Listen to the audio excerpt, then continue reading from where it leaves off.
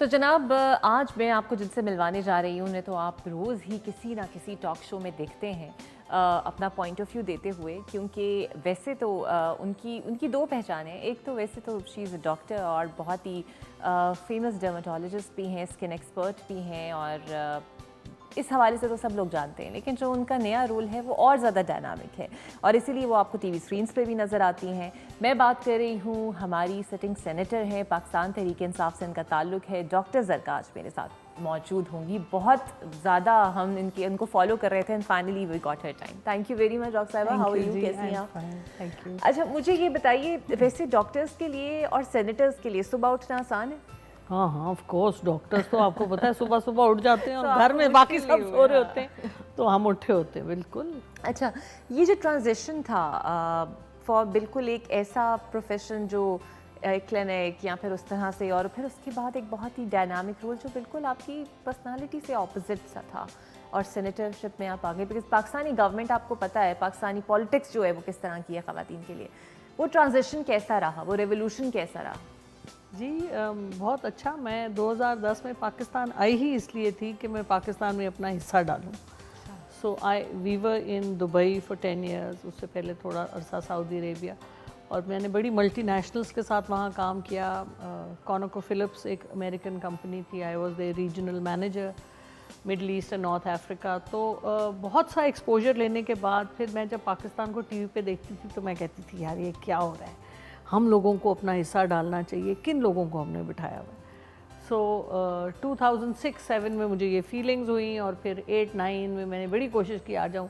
फिर फाइनली 10 में मैंने अपने मियाँ और बच्चों को कहा कि मैं जा रही हूँ, आप लोगों ने आना है तो आ जाओ। ये अच्छा था।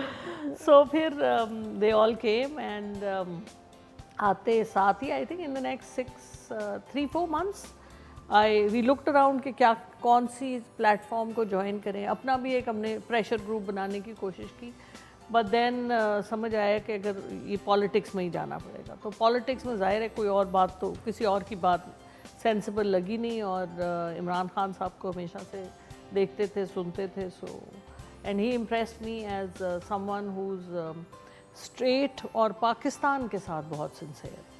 ये एक, और फिर पर्सनली ऑनेस्ट, बहुत ज़्यादा पर्सनली ऑनेस्ट है, फाइनेंशियली ऑनेस्ट है। तो ये वो रिडीमिंग क्वालिटीज़ थी उनकी जिन्होंने इंस्पायर किया, और अब तो 12-13 साल हो गए। सो डॉक्टर साहब, कितना चैलेंजिंग आपको लगा जब आप सेनेटर बन गई? बिकॉज जब आप पॉलिटिक्स में आ जाते हैं तो लोग एक्सपेक्टेशंस बहुत बना लेते हैं आपसे। उन्हें लगता है सारे मसाइल का हल आपके पास है। ऑब्वियसली कुछ चीज़ें आप कर भी सकती होंगी, कुछ आपकी कैपेसिटी में नहीं होती होंगी। सो वो कैसी आपकी जर्नी रही, और अब तक भी है माशाल्लाह? जी जी, आई थिंक जी कि जो आपको अप्रोच करे और जो अपना मसला लेके आए, मेरी तो एफ़र्ट ये होती है कि उसको हेल्प तो करनी चाहिए जो भी आप कर सकें। सिर्फ पाकिस्तान में अलमिया ये है कि कांस्टेबल ने अपनी पोस्टिंग करानी है तो वो आपको कहेगा, नायब कासिद ने अपने आप को एलिवेट कराना है तो वो आपको कहेगा। आई मीन मतलब बिल्कुल ही इतना, the system is such a mess कि ख़ुद तो कोई काम होता नहीं है और कोई डिफ्रेंसीशन भी नहीं है कि किसने क्या करना है। तो लेकिन पर्सनली मैं हमेशा कोशिश करती हूँ कि जो भी मुझे अप्रोच करे मैं उसके लिए अपनी एफ़र्ट डालूँ, बिकॉज़ ये पोजीशन मैंने ली ही इसलिए, मतलब मैंने तो कभी नहीं सोचा था मैं सेनेटर बनूँगी, बट मेरा एक्टिविज़म सारा इसलिए था कि जो आम लोगों के जो मसले हैं उनके लिए कोई आवाज़ उठाए। तो जहाँ मैं कर सकती हूँ मैं, मतलब 100%, क्योंकि मैं सोचती हूँ कि I am answerable to Allah ताला जिसने मुझे ये पोजीशन दी। क्योंकि वो जिन चीज़ों का आप जिक्र कर रही थी, ख़वातीन को जो प्रॉब्लम्स होती हैं, वो अल्हम्दुलिल्लाह मैं I did not go through those things because I resisted. तो अब जब अल्लाह ताला ने मुझे ये अपॉर्चुनिटी दी है तो मेरा फ़र्ज़ है कि मैं जहाँ लोगों की मदद कर सकूँ वो करूं, और जहाँ भी मेरा थोड़ा सा भी मैं इम्पैक्ट कर सकूं प्रोसेस को इम्प्रूव करने में, लोगों को प्यार से बताने में कि आप लोग सही काम करें, गलत काम करने छोड़ दें, तो मेरा ख्याल है ये एक जहाद की तरह ही है। अच्छा, आपके कमेटीज़ भी आप वहाँ पे हिस्सा रही हैं उनका, ऐसा कौन सी चीज़ है जो जितना अरसा पीटीआई गवर्नमेंट में रही, बिकॉज अभी तो आप सेनेटर हैं सिटिंग, लेकिन जब तक गवर्नमेंट थी वो कोई ऐसी चीज़ जो आपने की हो जो आपको इन्हें सेटिस्फाई करती हो कि हाँ ये काम मैंने ज़रूर अच्छा किया है सेनेटर बन के? जी जी, देखिए सेनेट इज़ वैसे भी गवर्नमेंट ओवरसाइट की बॉडी है और लेजिस्लेशन है, तो वो काम तो अभी भी चल रहे हैं। लेकिन गवर्नमेंट में होते हुए देखिए, मैंने एक वॉइस ऑफ डिसेंट में मैंने उठाई गवर्नमेंट के वक्त में भी। मेरे पास कुछ लोग आए जिन्होंने कहा कि ग्रेड 19 to 20 की जो सिलेक्शन बोर्ड था, सेंट्रल सिलेक्शन बोर्ड, ऑफिसर्स आए, उन्होंने कहा जी हमारे साथ ज़्यादती हुई थी और हमारे इतने, ये हमारा करियर था, ये सब कुछ था, और इन्होंने ऐसे लोग प्रमोट हो गए जिनके करियर पे कोई दाग था या कुछ था, और हम जिनके साफ साफ जिनको इतने अवार्ड्स भी मिले हुए, हमारी नहीं हुई।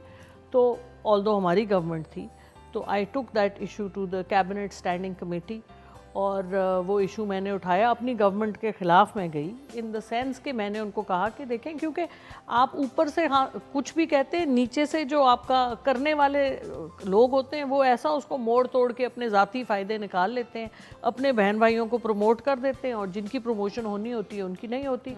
मतलब it's not nice, and I am still talking to them, because देखिए सिर्फ ये ज़ाती बातों से बालातर होके काम होना चाहिए, हक की बात होनी चाहिए, इंसाफ की बात होनी चाहिए, क्योंकि सब ने मरना है, सब ने हिसाब देना है। बिल्कुल सही।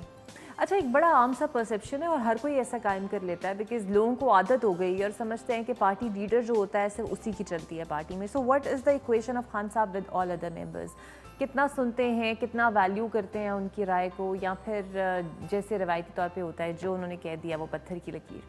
नहीं, मेरा ख्याल है जी, क्योंकि मेरी ना तो कोई उस तरह की पॉलिटिकल बैकग्राउंड है, ना मेरा कोई मतलब, तो वो उस तरह के तो मेरे साथ मुहर्रिकात नहीं थे। और मैंने व्हाट आई फाउंड इज़ कि PTI is the only party in my perception, बाकी पार्टियों में तो मैं हूँ नहीं, लेकिन जो मैं देखती हूँ वहाँ पे कल्चर में ये है कि आप खान साहब के साथ डायरेक्टली डिसएग्री कर सकते हैं। जब मेरी उनसे पहली मुलाकात हुई थी एहसन रशीद साहब के घर, तो आई हैड द माइक, मतलब I was sort of the MC, तो मैंने उधर ही उनसे डिसेंट किया था और मैंने उनसे सवाल किया था।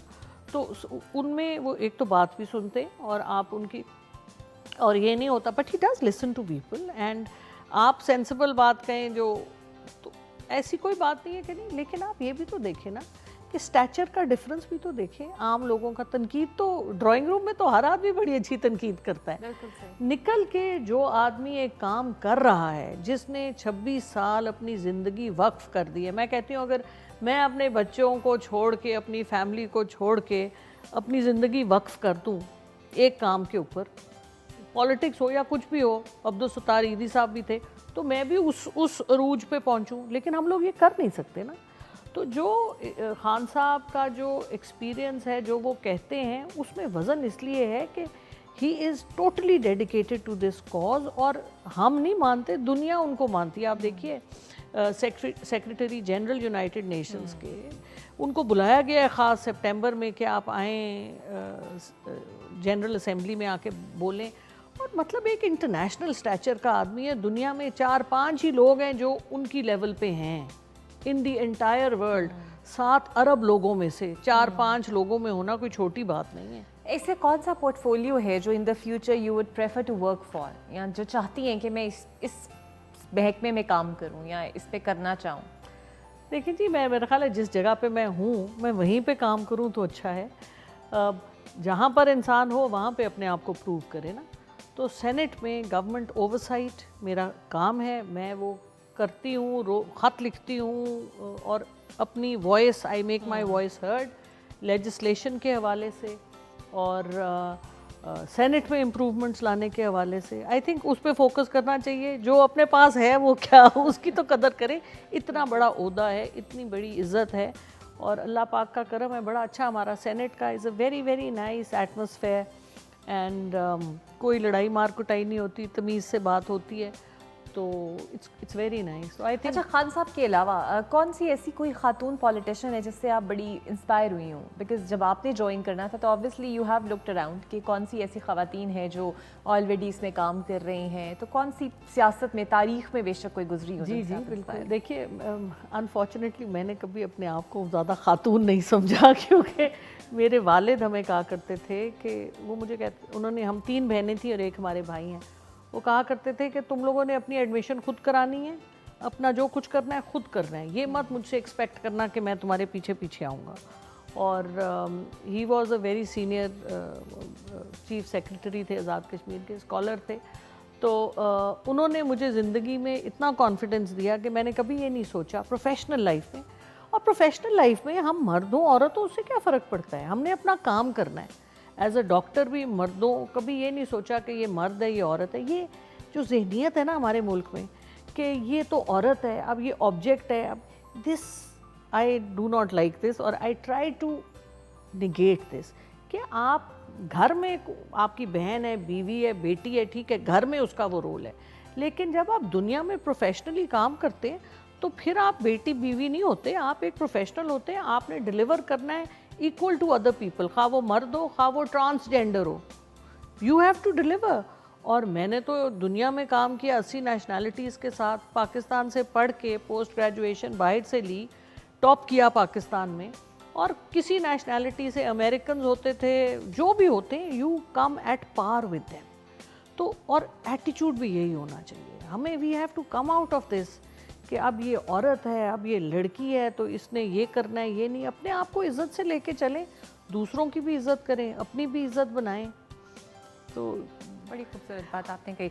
अच्छा, बतौर एक माँ कैसे ड्यूटीज़ को मैनेज किया, because you have a special child also, तो जिम्मेदारी आपकी डबल हो जाती है।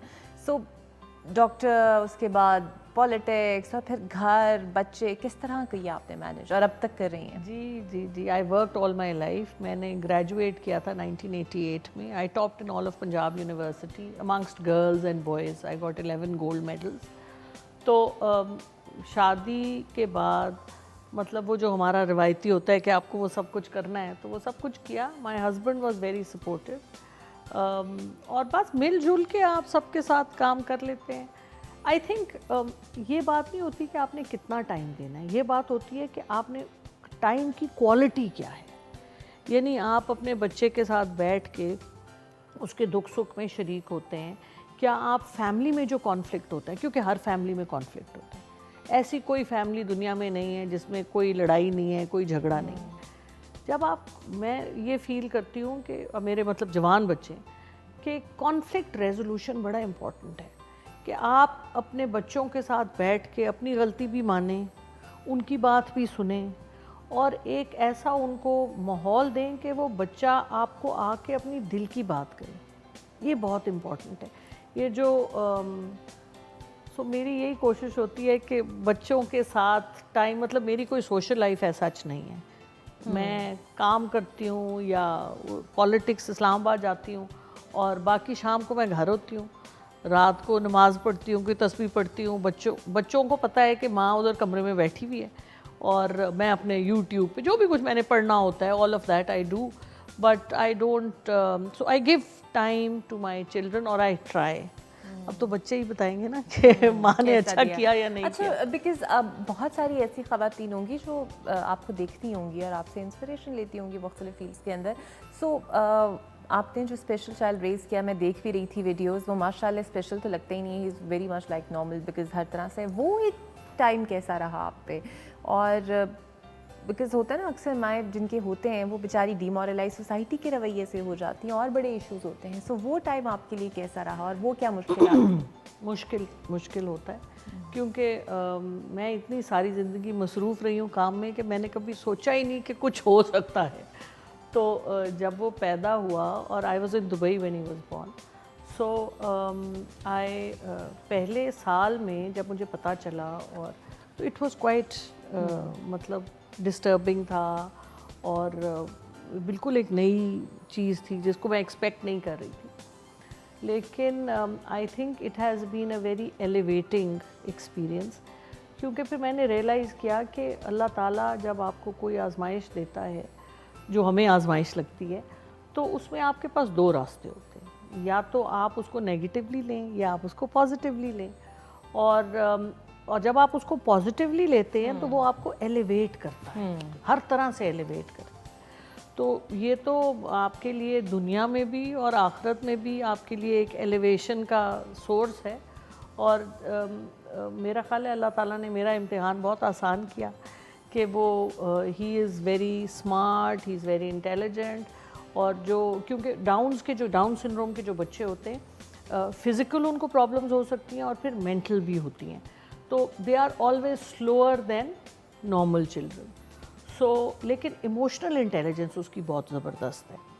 वो और बोलने में भी थोड़ा सा मसला होता है क्योंकि गले के मसल्स इतने स्ट्रॉन्ग नहीं होते, बट माशाल्लाह मैं उसको किसी दिन आपसे मिलवाऊंगी।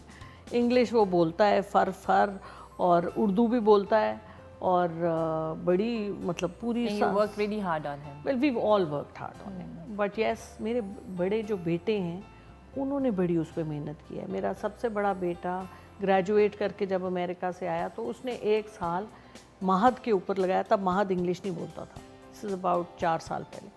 उसने उसको 10 साल की उम्र में उसने उसकी वो ट्रेनिंग की कि उसने उसको इंग्लिश पे कन्वर्ट किया, क्योंकि इन बच्चों को आपको एक ज़बान पे फोकस कराना होता है, बिकॉज़ उन्होंने पढ़ना लिखना ज़्यादा, क्योंकि इतनी ज़्यादा उनकी नहीं होती कैपेसिटी, सो वो हमेशा एडवाइस करते हैं कि एक ज़बान पे आप फोकस करें। तो he focused on English because English में आपके पास मटेरियल बहुत है। सो उसको उसने और फिर तो उसमें एक ट्रमेंडस चेंज आया उसके कॉन्फिडेंस में। और मेरी हमेशा कोशिश होती है कि मेरे घर कोई भी मेहमान आए मैं ज़रूर महद को बुलाती हूँ, महद उनसे मिलता है। Social interaction is very important. बाहर हम जाते हैं हमेशा हमारे साथ जाता है। तो ये जो लोग हमारे पाकिस्तान में है ना कि जी जो कोई स्पेशल है उसको टीवी के आगे बिठा दो, मुंह में खाना डाल दो और बस, और वो फिर मोटे हो जाते हैं और फिर वो बहुत डिस्टर्ब भी करते हैं फैमिली को, बिकॉज इमोशनल इश्यूज डेवलप हो जाते हैं ना, बिकॉज अंदर से तो वो सब कुछ फील करते हैं, they just can't express themselves. So awareness के लिए मैंने फिर एक ऑर्गेनाइजेशन भी स्टार्ट की 21 अप के नाम से 2013 में, और हमने लाहौर में बड़ा काम किया, पंजाब में भी किया, बहुत अवेयरनेस रेज़ की, और अभी भी थोड़ा थोड़ा करते रहते हैं। यानी कि जो चैलेंजेस आपको वो किसी और को ना हो, so you actually started working on that. ये बड़ी अच्छी बात है कि अपने तक आप महदूद नहीं हो गई। अच्छा, अब वो ऐसी ज़िंदगी में कौन सी चीज़ है जो आप गेन करना होता है ना, मोटिव कोई सेट किया होता है, कोई गोल होता है, तो क्या आपने एक सोचा हुआ है अब? मोटिव और गोल, देखिए इंसान दुनिया में अपना हिस्सा डाले। मेरा तो हमेशा से I have always wanted to do good, कि कोई अच्छे काम, कोई बड़ा काम करके इंसान दुनिया से जाए।